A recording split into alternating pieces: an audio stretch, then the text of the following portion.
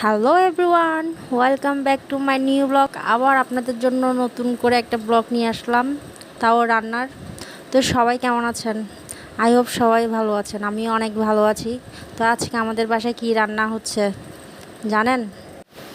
আমাদের বাসায় রান্না হচ্ছে দম বিরিয়ানি। আজকে অনেক দিন ধরে দম বিরিয়ানি খাইতে ইচ্ছে করতেছে, তাই আমার শাশুড়ি মাকে বললাম আজকে দম বিরিয়ানি রান্না করেন, সবাই মিলে একসাথে বসে খেয়ে ফেলবো। তো আর হইলাম যে সাট গিয়া সামনে দেখিবেন, গপ করে হেবে নেবেন, হানার মধ্যে কোনো লজ্জা সরম নাই। তো এখানে মরিচ মশলা কষাই ফেলবা। এটা হচ্ছে আলু। দম বিরিয়ানি বলতে এখানে যদি আলু না দেওয়া হয় তাহলে একদম ভালোই লাগে না, আলুগুলোই খেতে অনেক বেশি ভালো লাগে মাংসর থেকে। আর বাংলাদেশের মানুষ সকল হইল যে হাইবার ফল, আসলে হাই হাই করে জীবন যায় গুই। আর এখানে আগে কষানো হচ্ছে মরিচ মশলা কষানোর পর আলু আর মাংসগুলো দেওয়া হবে। তো এখানে আমার শাশুড়ি মা চাউলগুলো ধুয়ে নিল।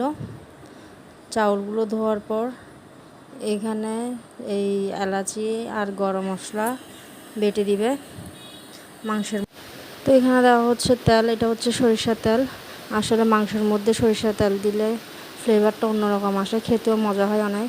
তো এখানে ভালো করে তেলগুলো দিয়ে চাউলগুলো ভেজে নেওয়া হচ্ছে। দুই চুলায় দুইটা বসানো হয়েছে, ভাত আর মাংস। তাই ভিডিও এখান থেকে একটু নেওয়া হচ্ছে, তাই ভিডিও ক্লিপগুলো এরকম করে আসতেছে। তো এখানে আলু দিয়ে নিল, আলু দেওয়ার পর এখানে হচ্ছে মাংসগুলো দেওয়া হচ্ছে। মাংসগুলো কিন্তু আগে ভেজে নিতে হবে ভালোভাবে।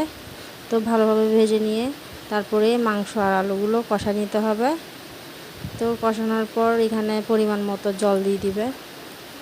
তো জল দেওয়ার পরে ভাতেও জল দেওয়া হয়ে গেল পরিমাণ মতো।